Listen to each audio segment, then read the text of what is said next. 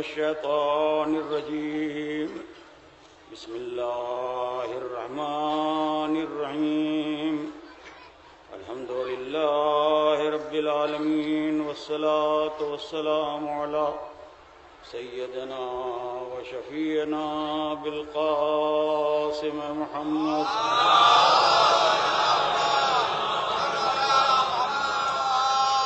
وآله الطيبين الطاهرين المعصومين ولعنة الله على أعدائهم أجمعين من يومنا هذا إلى يوم الدين.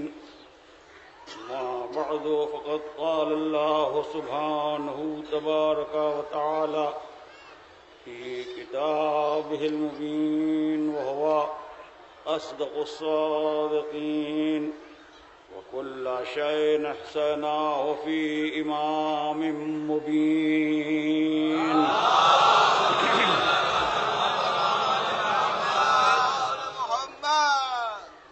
قرآن مجید کا 36واں سورہ جسے قلب قرآن کہا جاتا ہے، قرآن کا دل.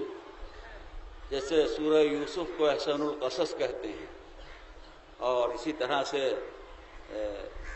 55واں سورہ سورہ رحمان اس کو عروس القرآن کہا جاتا ہے.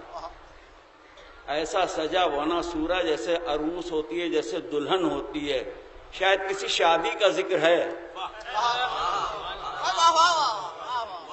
اس لیے کہ سورہ رحمان جو ہے وہ عروس القرآن ہے.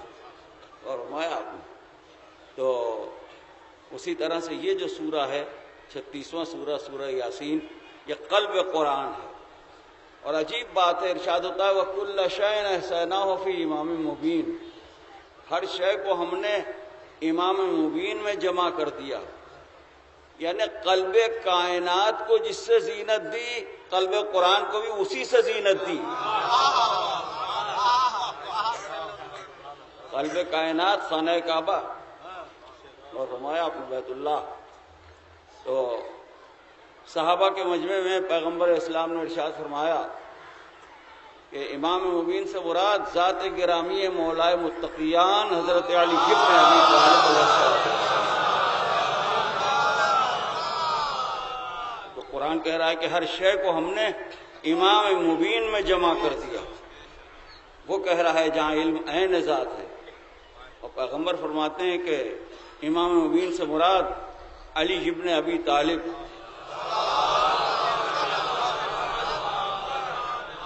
اور جب ہم علی کا ذکر کرتے ہیں تو لوگ ہم سے سوال کرتے ہیں کہ تم ذکر علی کیوں کرتے ہو. یہ بھی عجیب و غریب بات ہے. ارے بھائی، ہم بہت کچھ کرتے ہیں اور بہت کچھ نہیں کرتے، مگر ان تمام چیزوں کے سلسلے میں ہم سے کوئی سوال نہیں کرتا.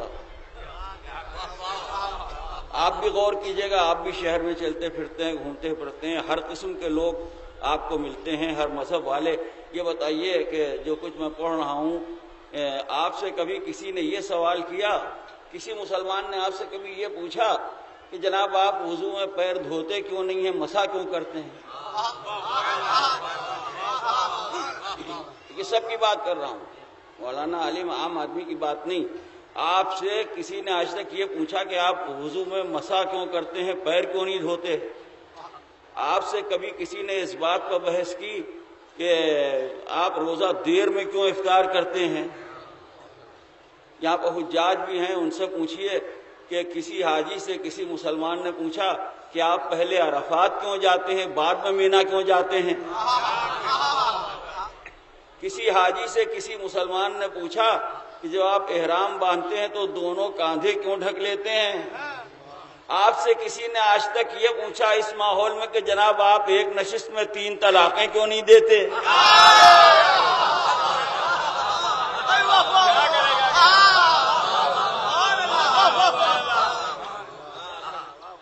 بھائی، دوست احباب، ملنے جلنے والے بے تکلف لوگ سب ایک دوسرے سے ملتے جلتے رہتے ہیں.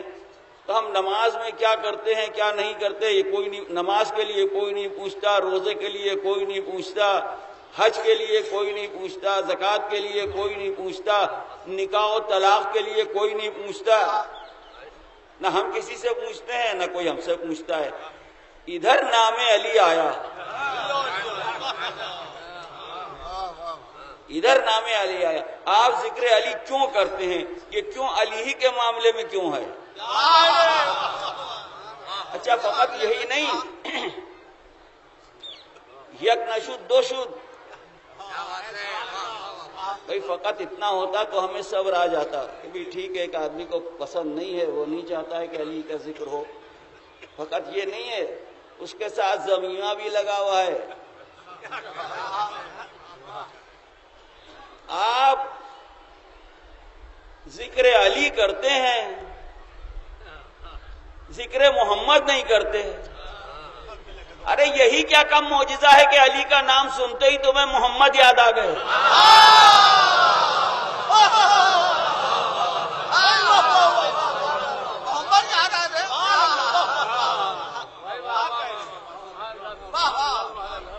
یہ عام بات ہے, سب جانتے ہیں. آپ ذکر علی کرتے ہیں, ذکر محمد نہیں کرتے. اچھا اس میں بھی وہی معاملہ ہے جو ابھی پہلے مثال دی کہ ہم سے کسی مسئلے میں کیوں نہیں پوچھا جاتا. سوال یہ پیدا ہوتا ہے کہ عالم اسلام میں بڑی بڑی شخصیتیں گزری ہیں تاریخ میں, جن کا تذکرہ ہے, سارے مسلمان جن کو مانتے ہیں, جن کا احترام کرتے ہیں, اور ایک علی تو ہیں ہی نہیں. اسلام میں صحابہ ہیں, اسلام میں خلفاء ہیں, اسلام میں انبیاء کرام ہیں, اتنی بڑی بڑی ہستیاں ہیں کہ نہیں. جب ہم علی کا نام لیتے ہیں تو کوئی یہ نہیں کہتا آپ موسیٰ کا ذکر نہیں کرتے, آپ ابراہیم کا ذکر نہیں کرتے, آپ یوسف کا ذکر نہیں کرتے, آپ سلیمان کا ذکر نہیں کرتے, آپ علی کا ذکر کرتے ہیں.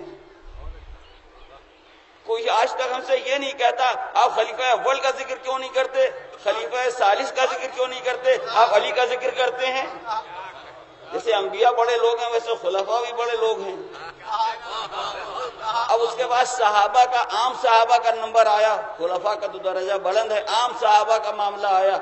آج تک کسی نے یہ نہیں کہا کہ آپ زبیر کا ذکر کیوں نہیں کرتے, آپ طلحہ کا ذکر کیوں نہیں کرتے, آپ سعد ابن وقاص کا تذکرہ کیوں نہیں کرتے. یا کہا علماء ذاکرین واعظین سب بیٹھے ہیں, کبھی آپ سے کسی نے کہا آپ عبد الرحمن ابن عوف کا تذکرہ کیوں نہیں کرتے. تو سوال میں یہ کرنا چاہتا ہوں کہ عالم اسلام میں بڑے بڑے لوگ ہیں, نہ ہم سے کوئی انبیاء کے بارے میں کہتا ہے, نہ صحابہ کے بارے میں سوال کرتا ہے, نہ خلفاء کے بارے میں ذکر کرتا ہے. ادھر ہم نے نام علی لیا, انہوں نے کہا علی کا ذکر کرتے ہیں, محمد کا ذکر نہیں کرتے. ایک بات سمجھ میں آ گئی, ساری کائنات میں علی کا کوئی جوڑی دار ہے ہی نہیں سوائے محمد.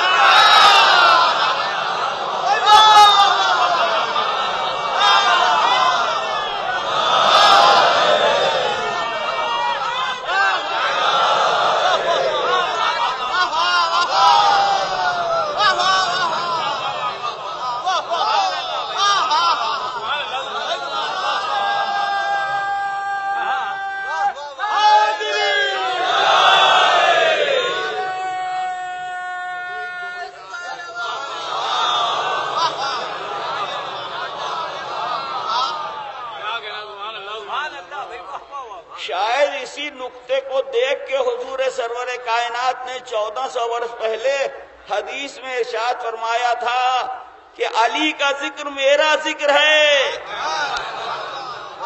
اگر رسول بتا رہے تو تم زمانے بھر کے جھگڑوں میں نہ پڑنا, علی کا نام لے لینا, خود بخود میں یاد آ جاؤں گا.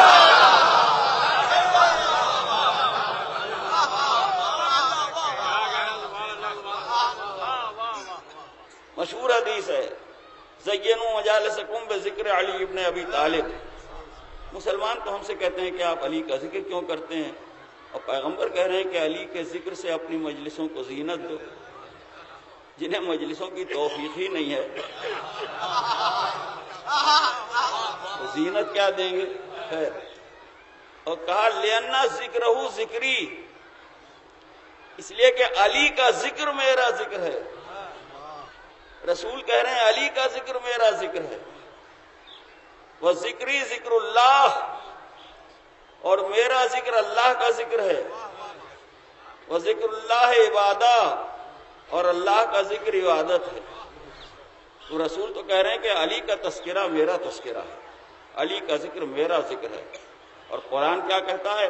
وَكُلَّ شَيْءٍ أَحْصَيْنَاهُ فِي إِمَامٍ مُبِينٍ، ہر شے کو ہم نے امام مبین میں جمع کر دیا۔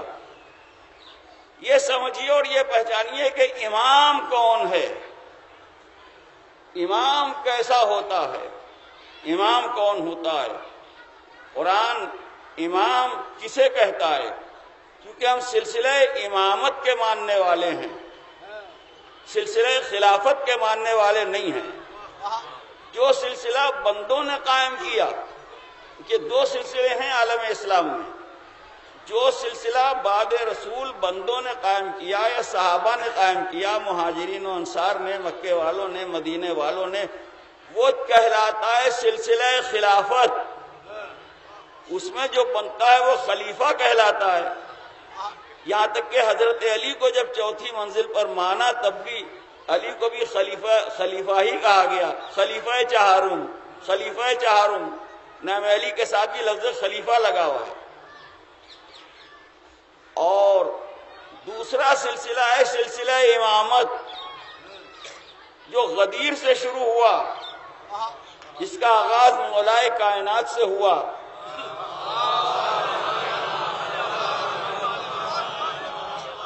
تو ہم سلسلہ امامت کے ماننے والے ہیں۔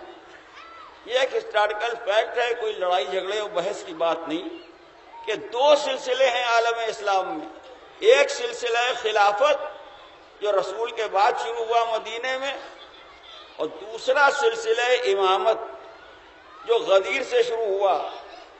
سلسلہ خلافت کے پہلے علی ہیں، امامت کے سلسلے کے پہلے علی ہیں، امام اول، مگر خلافت میں بھی چوتھے نمبر پر ہیں۔ لاکھ بچنا چاہا مگر بچ نہ سکے۔ چوتھا خلیفہ سب مانتے ہیں، مسجدوں کو بھی آپ نے لکھے ہوئے دیکھا ہوگا۔ تو یہ دو سلسلے ہیں جن سے مسلمان جنت جا رہا ہے، یا خلافت کے سلسلے سے یا امامت کے سلسلے سے۔ ایک اور سلسلہ ہے خانقاہوں والا اور صوفیوں والا، جو ساری دنیا میں پھیلا ہوا ہے۔ اس کے ہیڈ اور اس کے راس و رئیس اور سید و سردار جو کچھ بھی ہیں، علی ابن ابی طالب علیہ السلام۔ تو یہ تین راستے ہیں جن سے مسلمان جنت جا رہا ہے۔ جتنے بھی مسلمان ہیں وہ ان تین ہی راستوں سے چلتے ہوئے جنت جا رہے ہیں۔ ایک سلسلہ خلافت، دوسرا سلسلہ امامت، تیسرا سلسلہ طریقت صوفیوں والا۔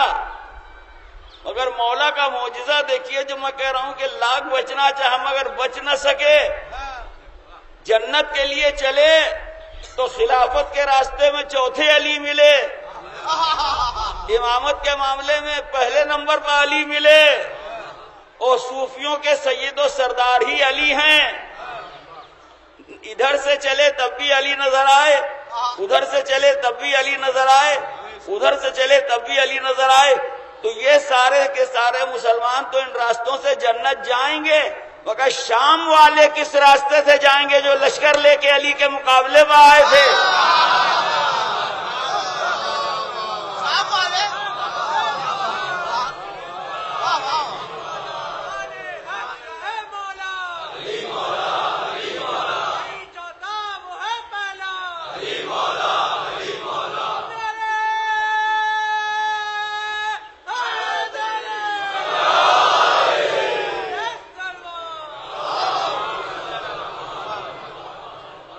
نہ وہ امام مانتے ہیں،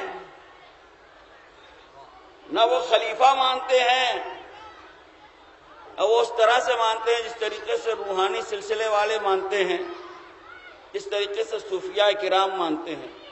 جب علی کا نام آتا ہے تو لوگ کہتے ہیں کہ آپ علی کا تذکرہ کرتے ہیں، محمد کا تذکرہ نہیں کرتے۔ پیغمبر نے تو خود ہی ارشاد فرمایا کہ بھائی علی ہی کا تذکرہ تو میرا تذکرہ ہے۔ تو امامت کی منزل کو سمجھیے، امامت وہ عہدہ ہے جو اللہ عطا کرتا ہے۔ علی امام اول ہیں، آغاز امامت مولائے کائنات سے ہوتا ہے۔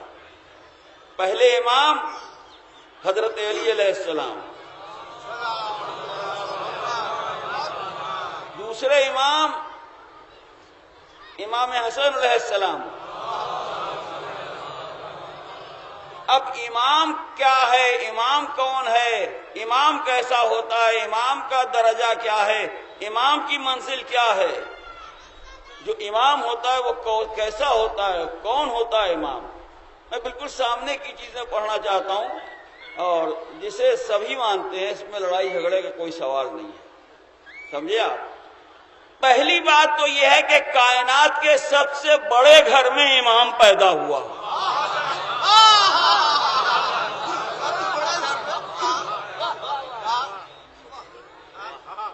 وہی سب سے بڑا اللہ کا مکان خانہ کعبہ.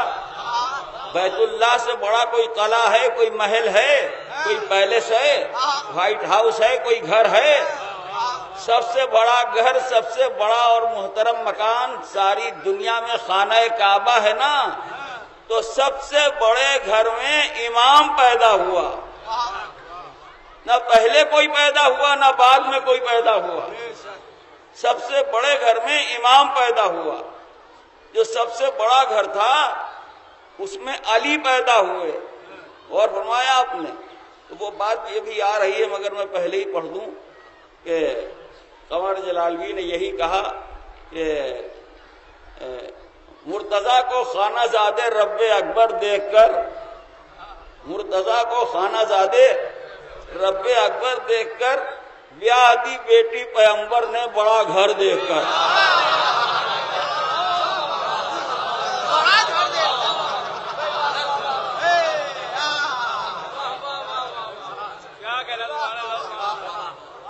بھائی ہر جگہ امیر غریب بڑا چھوٹا کوئی بھی آدمی ہو، کسی کی بیٹی ہو تو شادی کا پیغام آتا ہے تو دیکھا جاتا ہے کہاں سے پیغام آیا ہے، کس خاندان سے آیا ہے، کس خانوادے سے آیا ہے، کس گھرانے سے آیا ہے.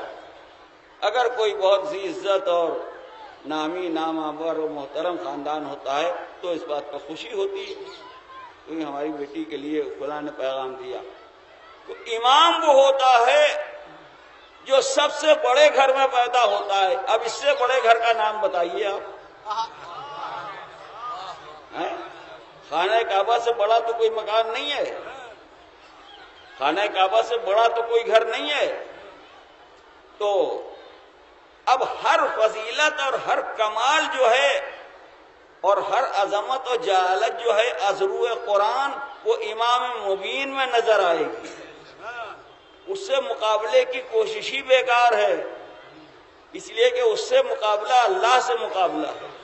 اور اللہ کہہ رہا ہے کہ ہم نے ہر شے کو امام مبین میں جمع کر دیا. امام مبین سے مراد مولا کائنات علی ابن ابی طالب علیہ السلام.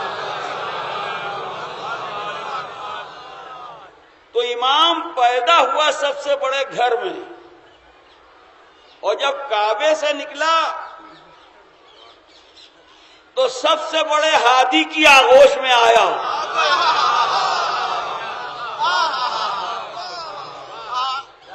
جس سے بڑا کوئی ہے ہی نہیں، نہ اولین میں نہ آخرین میں. سب سے بڑا رہبر، سب سے بڑا رہنما، سب سے بڑا نبی، سب سے بڑا ہادی سب سے بڑے گھر میں پیدا ہوا. اور جب گھر سے نکلا تو سب سے پہلے جس کی گود میں آیا وہ سب سے بڑا ہادی تھا اور سب سے بڑا رہبر تھا. یہ نہیں ہے کہ اتفاقاً گود میں آ گیا، بلکہ جب رسول اللہ کی گود میں آئے تو پیغمبر کو دیکھ کے آنکھیں بھی کھولیں اور مسکرائے بھی. اس لیے کہ جناب فاطمہ بنت اسد نے کہا تھا کہ اس بچے نے ابھی تک اپنی آنکھیں نہیں کھولی ہیں. اس کا مطلب یہ پیغمبر کو روح محمد کا انتظار تھا علی کو کہ میں سب سے پہلے پیغمبر کے چہرے کو دیکھوں. اب سمجھ میں نہیں آتا علی عبادت کر رہے ہیں کہ محمد عبادت کر رہے ہیں.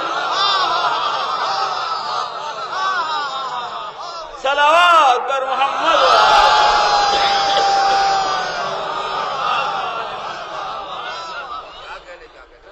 اس لیے کہ حضور نے ارشاد فرمایا نظر الی وجہ علی عبادت، علی کے چہرے پر نظر کرنا عبادت ہے. تو سوال یہ کہ رسول تو علی کے چہرے کو دیکھ رہے ہیں اور فرمایا آپ نے، اور علی پیغمبر کے چہرے کو دیکھ رہے ہیں. خالی دیکھ نہیں رہے، مسکرا رہے ہیں۔ عزیزو، تبسم دلیل تعارف ہے۔ کتنا ہی بڑا مجمع ہو، کوئی شادی ہو، بیاہ ہو، مجلس ہو، محفل ہو، ولیمہ ہو، کچھ بھی ہو، تبسم دلیل تعارف ہے۔ ایک آدمی یہاں بیٹھا ہے، دوسرا آدمی بمبئی سے آیا وہ ادھر بیٹھا ہے، وہ انہیں دیکھ کے مسکرایا، یہ انہیں دیکھ کے مسکرائے، مجمع سمجھ گیا جان پہچان پہلے سے ہے، آج سامنا ہوا ہے۔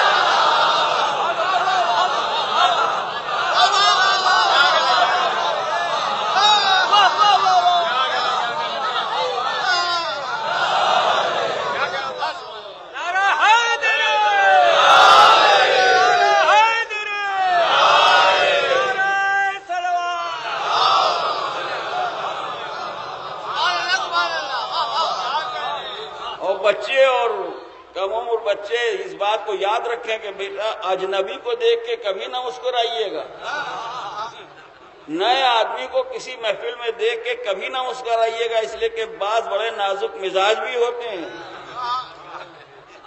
محفل کا مزاج درہم برہم بھی ہو سکتا ہے۔ کیوں جناب، کیا بات ہے کیا آپ مسکرا کیوں رہے ہیں؟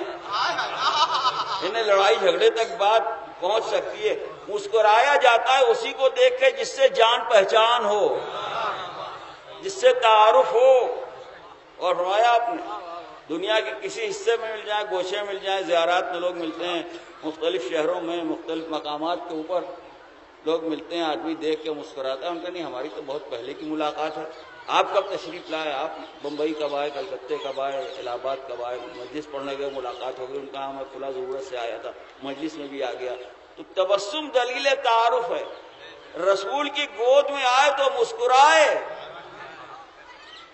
مطلب یہ کہ پہلی ملاقات نہیں ہے، عالم نور کے پرانے ساتھی ہیں، 30 برس کا فراق ہو گیا تھا، آج پھر سامنے ہوا تو مسکرا دیے۔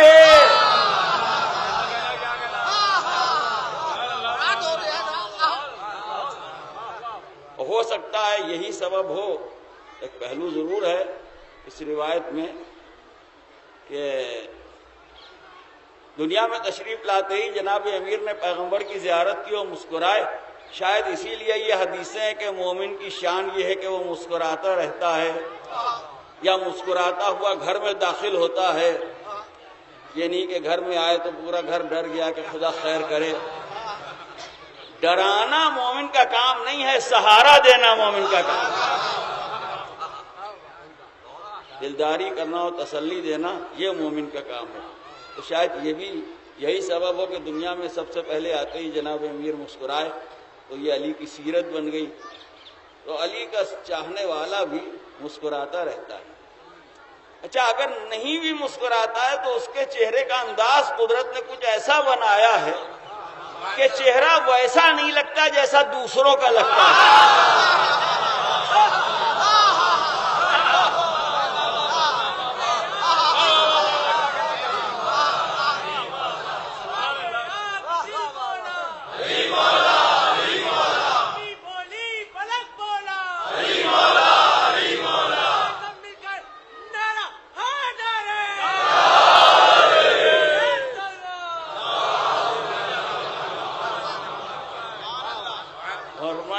مومن کی شان تو ان کے ولایت کا گلاب کھلا رہتا ہے، لہذا چہرہ بھی کھلا رہتا ہے اور چاہنے والا مسکراتا رہتا ہے۔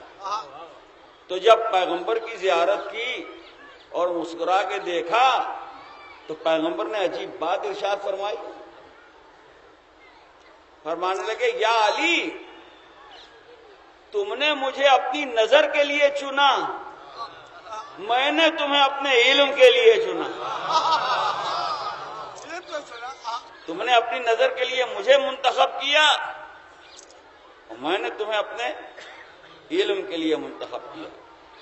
اب جب علم کی سند ادھر سے ملی تو عرض کیا کہ پھر یا رسول اللہ اجازت ہے کہ کچھ پڑھوں؟ ارے پڑھنا ہے تو پڑھیے، اب اجازت کس بات کی؟ ممکن ہے مولا کہیں کہ بھی خالی توریت و زبور و انجیل کا معاملہ ہوتا تو میں اجازت نہ مانگتا، بیچ میں قرآن بھی آنے والا ہے، اجازت نہیں مانگوں گا تو نصیری اور شعر ہو جائے گا۔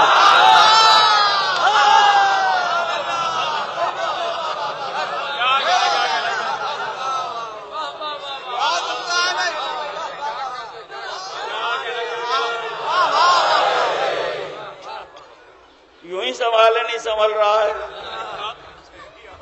اگر اجازت نہ مانگوں گا، پیغمبر نے اجازت دی اور آپ کے مولا نے تلاوت کی۔ یہاں بھی واہ واہ ہو رہی ہے، واہ واہ تو مجلسوں میں ہوتی ہے، اس پر بھی لوگوں کو اعتراض ہے۔ ارے بھائی، یہ سنت رسول ہے، علی کا معاملہ آتا ہے تو رسول واہ واہ کرتے ہیں۔ جب تلاوت کی تو صورتحال یہ کہ علی پڑھتے جا رہے ہیں اور رسول تعریف کرتے جا رہے ہیں، پیغمبر واہ واہ کرتے جا رہے ہیں۔ ہمارے ہاں یہ رسم ہے کہ اگر بڑا ذاکر یا بڑا عالم ہے تو اس کی شان یہ نہیں ہوتی کہ وہ اس طرح سے واہ واہ کرے اس طریقے سے نوجوان یا بچے یا آپ حضرات واہ واہ کرتے ہیں۔ مگر علی کے معاملے میں جو سب سے بڑا عالم ہے اس نے خوب واہ واہ کی کعبے میں۔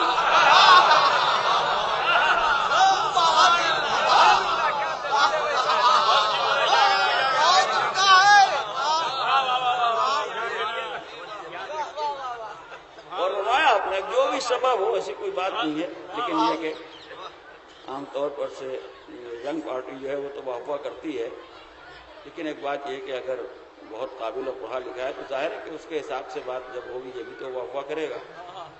خیر جناب، تو یہ تو وہ ہے جو شہر علم ہے، انا مدینۃ العلم، تو مدینۃ العلم کو تو چپ رہنا چاہیے، اس سے بڑا تو کوئی عالم ہی نہیں۔ تو ممکن ہے رسول جواب دیں چپ رہ کے علی والا کہاں رہ سکتا ہے؟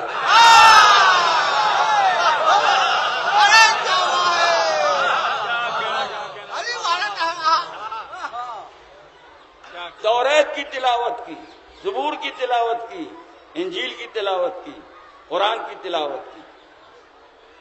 ابھی ایک چیز اور آئے گی یہاں پر۔ تو پیغمبر نے فرمایا کیا کہنا یا علی؟ توریت تو یوں پڑھی کہ اگر موسیٰ بھی ہوتے تو اس طرح نہ پڑھتے۔ لوگ ہم سے کہتے ہیں آپ انبیاء کو گھٹاتے ہیں، اب رسول اللہ کو روکیے۔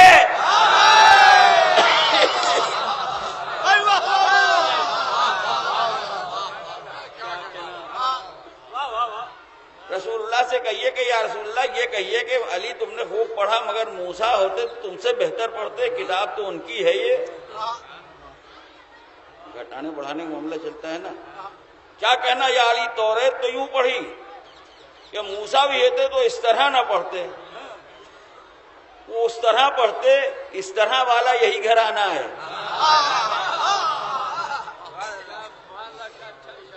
انجیل تو یوں پڑھی کہ عیسیٰ بھی ہوتے تو اس طرح نہ پڑھتے۔ میں کہوں گا یا رسول اللہ موسیٰ اور عیسیٰ کیسے پڑھ سکتے تھے؟ اس لیے کہ ابتدا میں یہ معاملہ رہا کہ کتاب دوسرے کی تھی، پڑھنے والا دوسرا تھا۔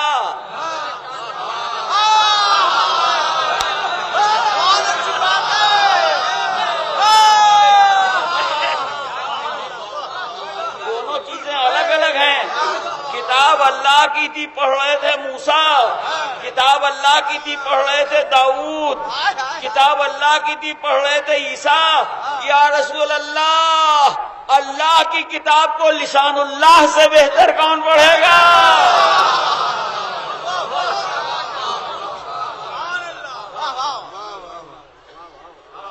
مگر جب قرآن کی نوبت آئی تو پیغمبر نے جملہ بدل دیا۔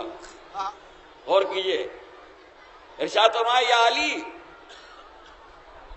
علی کو میں نے مثل اپنے حافظ قرآن پایا۔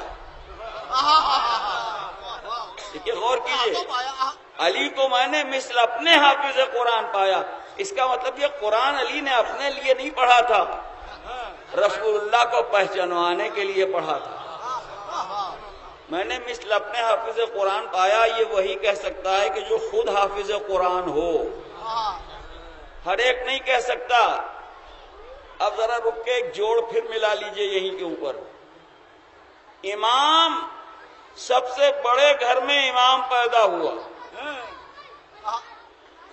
سب سے کعبے سے نکلا تو سب سے بڑے ہادی کی گود میں امام آیا، اس لیے کہ رسول سب سے بڑے ہیں۔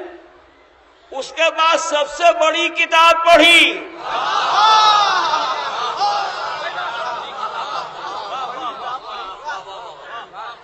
ارے آپ کم سے کم بڑی چیز تو آپ کہتے ہیں، ہمارے یہاں عورتیں بڑی چیز کہتی ہیں نا قرآن شریف کو، تو کیا قرآن سے بڑی کوئی کتاب تھی یا ہے؟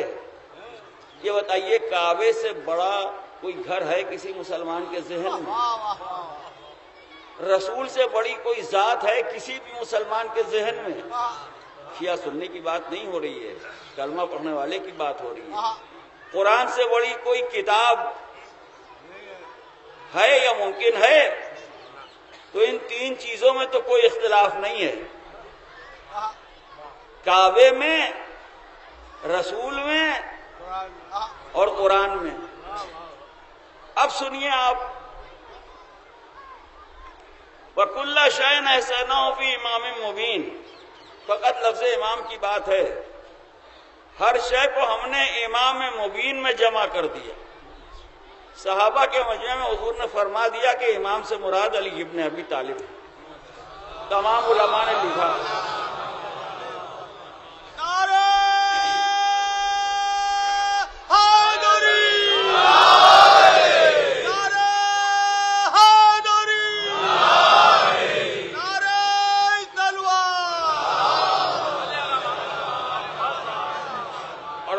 محترم یہی نہیں، کتنی ہی ایسی آیتیں ہیں، کتنے ایسے سورے ہیں، کتنے تاریخ کے ایسے واقعات ہیں، کتنے ایسے معاملات ہیں جس میں کوئی اختلاف نہیں، سب لکھ رہے ہیں، سب لکھ رہے ہیں، سب لکھ رہے ہیں، ساری تفسیریں لکھ رہی ہیں، سارے علماء لکھ رہے ہیں، ہر مسلک کے علماء لکھ رہے ہیں۔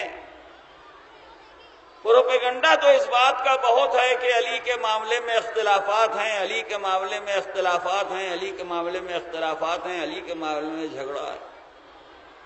ذرا سی بھی اگر کسی کی قرآن پر یا حدیث پر یا تاریخ پر نظر ہے تو وہ بتائے۔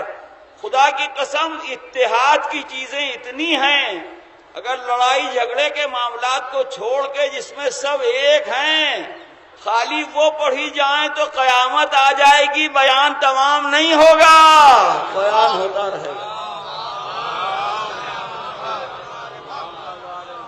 کس نے آپ سے کہا کہ شب ہجرت فلاں صاحب سوئے تھے؟ کس نے آپ سے کہا کہ انگوٹھی رکوع میں فلاں آدمی نے دی تھی؟ کس نے آپ سے کہا کہ سورہ دہر کے موقع پر فلاں گھر والوں نے روٹیاں دی تھیں؟ یہ سب لڑائی جھگڑے کی اور بدنام کرنے کی بات ہے۔ آپ نام لیتے جائیے، دوسرا کہتا جائے گا علی علی علی علی علی علی علی علی، یا علی نہ کہے علی تو کہنا ہی پڑے گا۔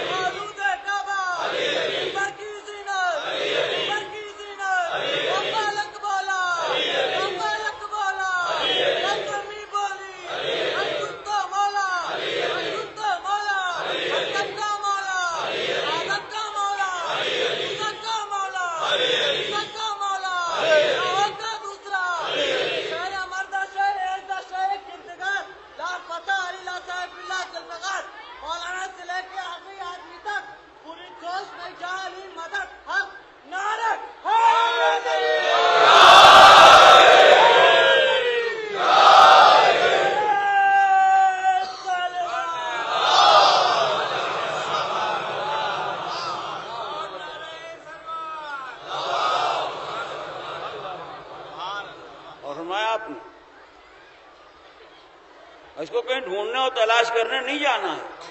جو آپ کے اردو کے روزنامے وغیرہ نکلا کرتے ہیں، خالی آپ کسی مخصوص تاریخ کے موقع کے اوپر جو میگزین نکالتے ہیں وہ اٹھا کے دیکھیے.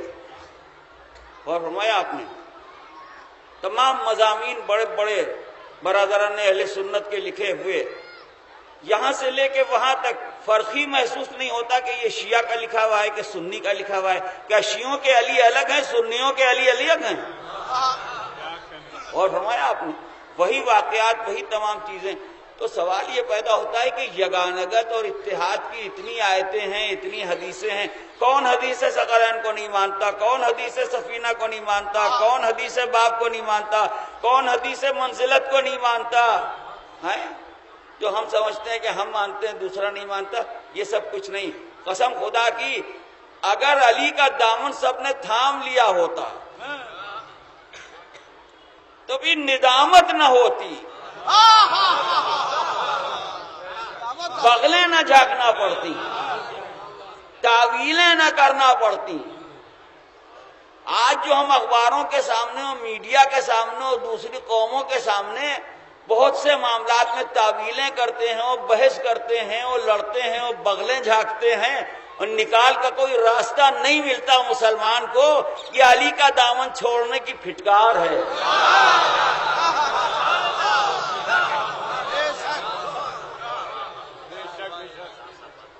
جذبات کی رو میں بہہ کے نہیں، سنجیدگی سے سوچئے. سینٹیمنٹل اور ایموشنل ہونے کی ضرورت نہیں ہے. ہسٹری پڑھیے عقل کی روشنی میں. علی کے سامنے جب حکومت لائی گئی تیسری منزل پر اور ریکویسٹ کی گئی کہ آپ اس کو ایکسپٹ کیجئے، اس کو قبول کیجئے، بہت سے نام تھے مگر پہلے نمبر کے اوپر علی ہی کا نام رکھا گیا کہ اگر علی یس کہہ دیتے ہیں تو سارا معاملہ جو ہے وہ ختم ہو جاتا ہے، بات کمپلیٹ ہو جاتی ہے. اب بعد میں جو نام آئے وہ بعد کے قصے ہیں. پہلا نام علی کا تھا. تیسری منزل پر دوسرے خلیفہ کے بعد ایک یس میں پوری حکومت اسلامی علی کی جیب میں ہوتی، مگر وہ کنڈیشنل تھی.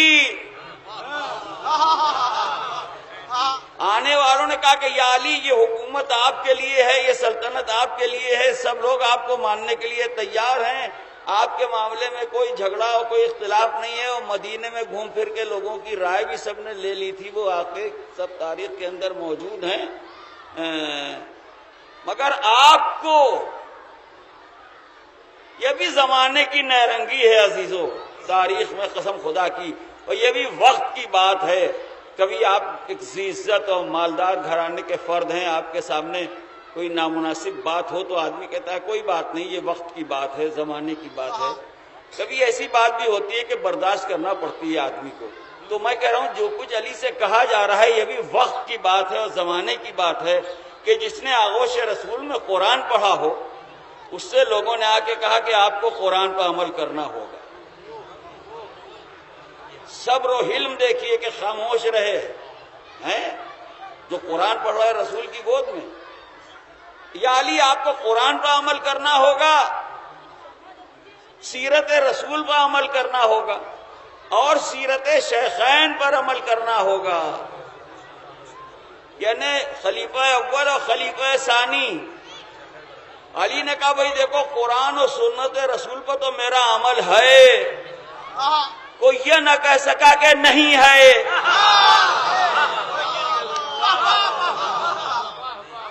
قرآن اور سنت رسول پر میرا عمل ہے، تو اب اضافے کی کیا ضرورت ہے؟ سیرت شیخین کو تو قرآن اور سنت رسول نے کور کر لیا. یعنی قرآن اور سنت رسول نے سیرت شیخین کو کور کر لیا. اگر الگ سے کوئی چیز ہے سیرت شیخین تو بھیا مجھے معاف رکھو، میرا عمل ہمیشہ قرآن و سنت رسول ہی پر رہے گا.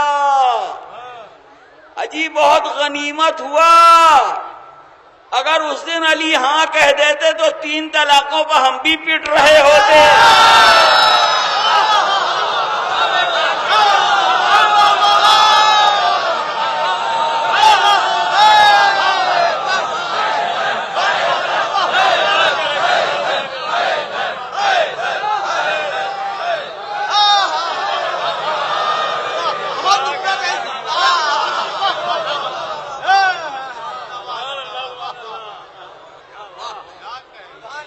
جو آپ دولہا بنے ہوئے اور سینہ پھڑائے ہوئے گھومتے پھر رہے ہیں، یہ علی کا صدقہ ہے، یہ علی کا صدقہ ہے۔ ملوکیت کو ٹھکرا دیا، اسلام کو بچا لیا۔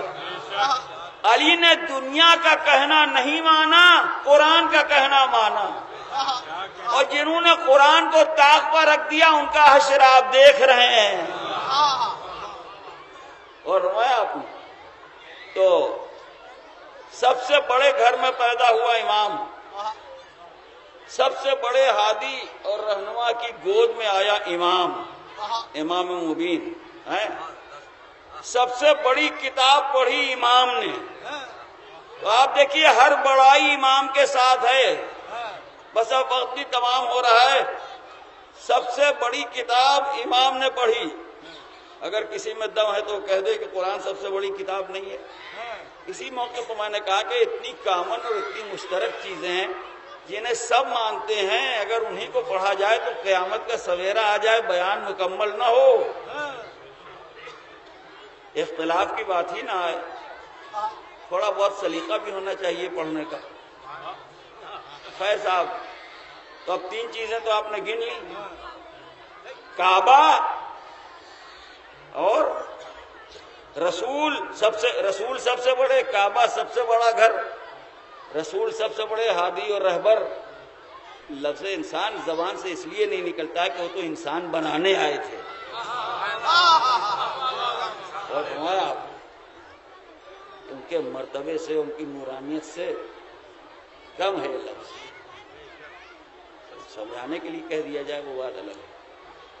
اور سب سے بڑی کتاب قرآن شریف، کل فی کتاب مبین، سمجھے؟ کل کا کل کتاب مبین میں ہے، یہ قرآن میں ارشاد ہوتا ہے۔ اچھا صاحب، پیدائش سب سے بڑے گھر میں ہوئی، گود میں سب سے بڑی ہستی کی پلے، پڑھی سب سے بڑی کتاب، آپ پڑھیے بغدادی قاعدہ۔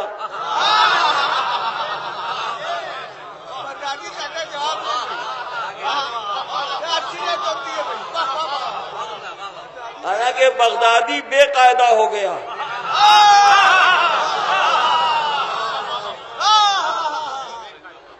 بغدادی بے قاعدہ ہو گیا، لیکن علی نے قرآن پڑھا جو سب سے بڑی کتاب، قرآن پڑھ کے بتایا وہاں سے پڑھ کے آئے ہیں، جو یہاں پڑھ رہے ہیں وہ بغدادی قاعدے سے شروع کریں۔ اچھا بھائی، یہ بھی دیکھا جاتا ہے کہ شادی کہاں ہوئی؟ آپ بہت بڑے گھر کے ہیں، ٹھیک ہے، ان کا رشتہ ذرا بیجوڑ رہا، برابر کا رشتہ نہیں ہے۔ دبی زبان دوستوں نے، آپس والوں نے کہا، دلہن والوں نے یا دولہا والوں نے، اس کا بھی جو چاہنے والا ہے بس اب اس کو رہنے دیجیے، وہ بات وہیں پر دبا دی گئی۔ تو یہ بھی دیکھا جاتا ہے کہ جوڑ کا رشتہ ہے کہ بے جوڑ رشتہ ہے۔ جو سب سے بڑے گھر میں پیدا ہوا، جب وہ شادی کے قابل ہوا تو سب سے بڑے گھر میں اس کی شادی ہو گئی۔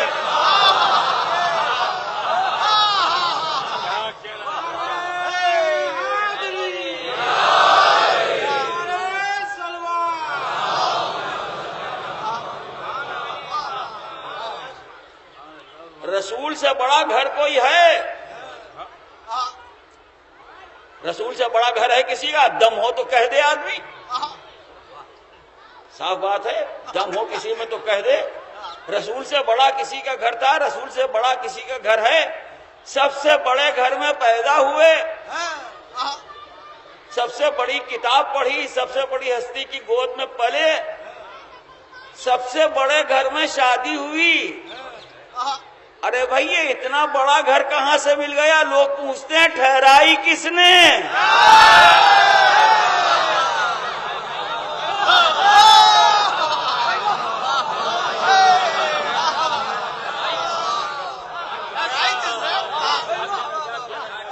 اور فرمایا آپ نے، اودھ کی تاریخ میں بھی اور مغل بادشاہوں کی تاریخ میں بھی شادیوں کے بھی تذکرے ہیں، شادیوں کے بھی واقعات ہیں، ٹھہرانے والوں کے بھی نام ہیں، کس کی شادی کس کے ساتھ ہوئی، کس حساب سے ہوئی، کیوں ہوئی، کہیں کسی بادشاہ نے ٹھہرائی، کہیں کسی وزیر نے ٹھہرائی، کہیں کسی کی لڑکی کی شادی خود جو بادشاہ تھا اس نے ٹھہرائی، اس نے بیٹی بنا لیا تھا اور انہوں نے کہا کہ معاملہ طے ہو گیا اور شادی ہو گئی۔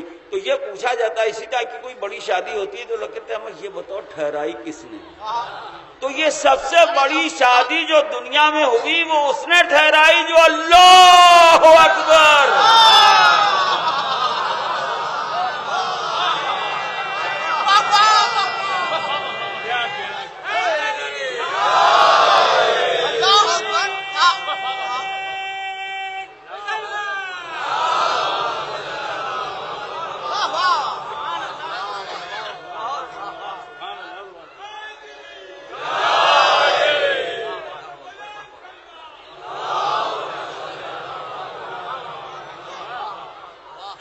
ہمارے شہر کی اور ہمارے گھرانوں کی تہذیب تو یہی ہے اور یہی رہی ہے کہ جو بڑے بزرگ ہوتے ہیں، گھر والے، باپ، چچا، خالو، ماموں یا اہل محلہ یا باپ کے ایسے دوست جو عزیزوں سے بڑھ کے ہوتے ہیں، عورتوں میں بھی اور مردوں میں بھی، بڑے بوڑھے شادی ٹھہراتے ہیں، وہی شادیاں کامیاب بھی ہوتی ہیں۔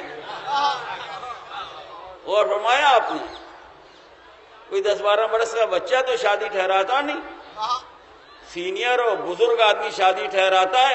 تو بھئی جو جس کا بزرگ ہے،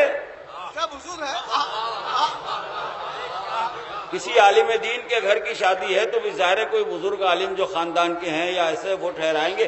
جیسا گھرانہ ہوتا ہے ویسا ہی بزرگ ہوتا ہے۔ اب آپ محمد کے بزرگ کا نام بتا دیجئے تو میں بتا دوں شادی کس نے ٹھہرائی۔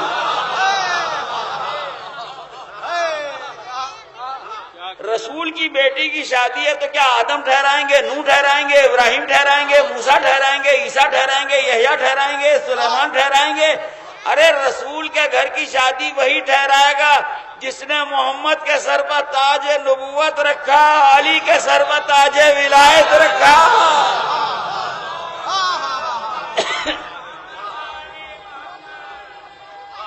ادھر جناب امیر پیغمبر کی خدمت میں آئے، ادھر جبرائیل چلے، زوج النور بالنور، اللہ کی طرف سے حکم آیا نور کو نور سے بیاہ دیجئے۔ سب کچھ جانتے ہیں سرکار دو عالم، مگر پوچھ رہے ہیں کس کو کس سے؟ کہا بیٹی کی شادی علی سے کر دیجئے۔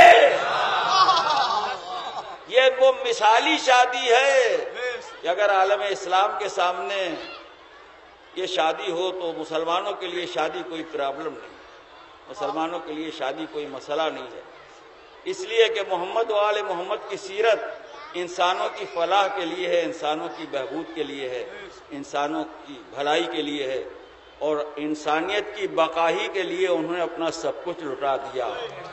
آج بھی ایک ایسی ہی تاریخ ہے، آج بھی ایک ایسی ہی تاریخ ہے کہ نبی کا نواسا اپنے وطن کو چھوڑ رہا ہے امر بالمعروف کے لیے اور نہی عن المنکر کے لیے، اپنے نانا کے اس دین کو بچانے کے لیے جس کے لیے رسول اللہ کانٹوں پر چلے، جس کے لیے رسول اللہ نے پیٹ میں پتھر باندھے۔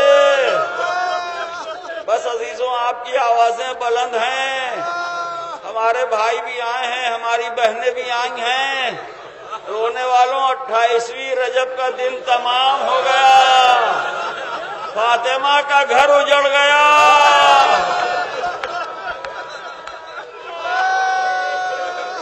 مدینہ ویران ہو گیا، کہ اسی اجڑے ہوئے گھر کا ماتم ہے،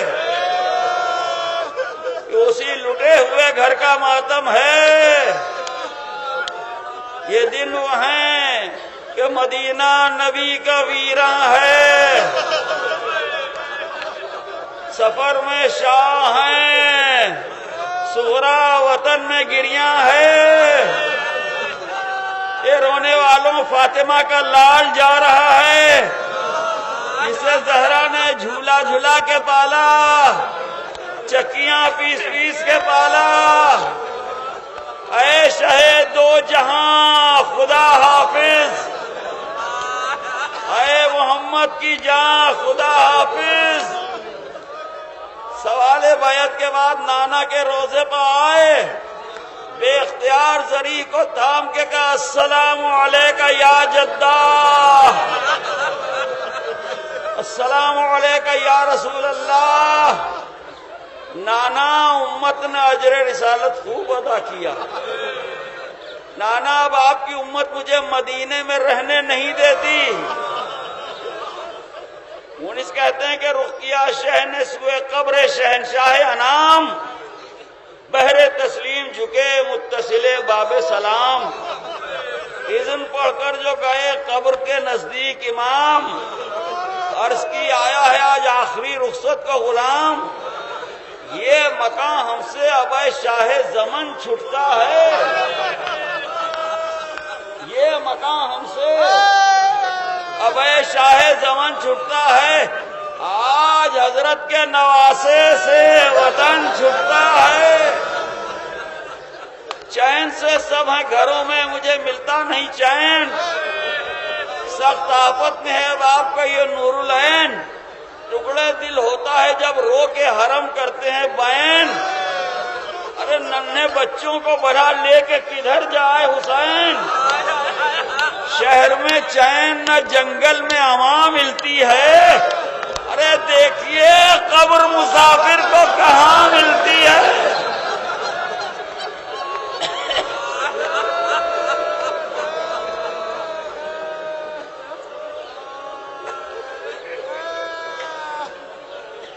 بڑی دیر تک اپنے نانا سے گفتگو کرتے رہے، اس کے بعد اٹھے بقی میں آئے، امام حسن کو آ کے سلام کیا، کہا بھیا خدا حافظ۔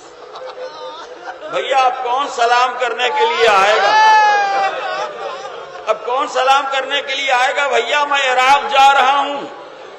بھیا حسن اکیلا نہیں جا رہا ہوں، قاسم میرے ساتھ جا رہا ہوں، عبداللہ کو اپنے ساتھ لے کے جا رہا ہوں۔ بڑی دیر تک حسین بھائی سے باتیں کرتے رہے، اور اب اس کے بعد اٹھے، راوی کہتا ہے بھائی کی قبر سے اٹھ کے حسین ماں کی قبر کی طرف چلے، تو اس تیزی سے چلے جیسے چھوٹا بچہ دوڑ کے ماں کے دامن سے لپٹ جاتا ہے۔ حسین ماں کی قبر سے لپٹ گئے۔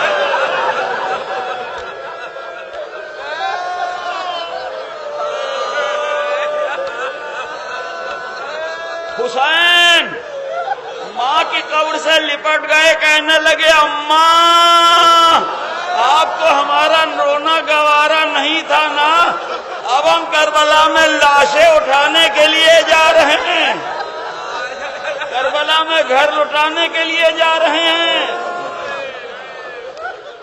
کہتے ہیں کہ آواز آئی ہاں بلاؤ، میرا عباس ہے دلاور ہے کدھر، وہ فدا ہے میرے بچے پا میں صدقے اس پر، شکم غیر سے گو ہے پا وہ میرا ہے پسر، یہ صدا سن کے برادر کو پکارے سرور، ابھی رہوار کو آگے نہ بڑھاؤ بھائی، ارے یاد فرماتی ہیں اماں ادھر آؤ بھائی۔